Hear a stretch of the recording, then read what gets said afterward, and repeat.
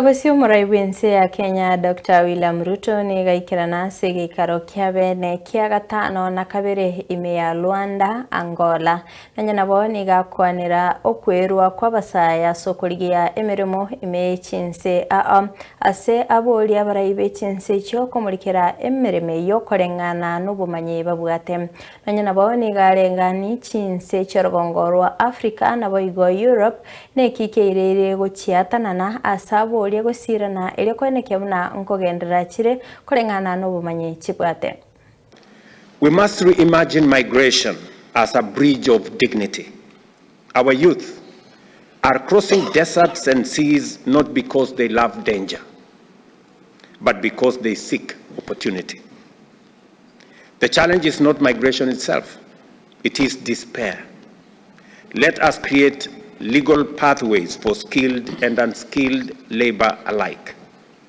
Let us recognize qualifications across borders, establish circular migration frameworks, and protect the rights of migrants wherever they go. A nurse from Ghana working in London, a Kenyan software engineer in Lisbon. These are not stories of loss. They are threads of shared prosperity. Migration should not drain Africa's talent. It should circulate it. Our continents are bound by geography and destiny. Europe faces a demographic winter. Africa is in the bloom of youth. Europe holds enormous capital, modern technology, and mature institutions.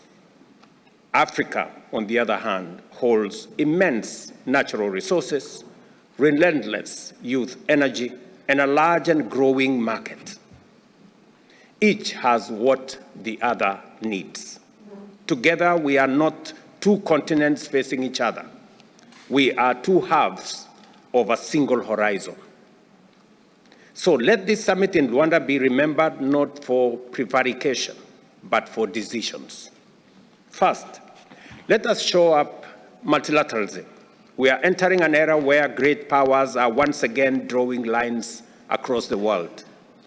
But Africa and Europe both know the cost of division.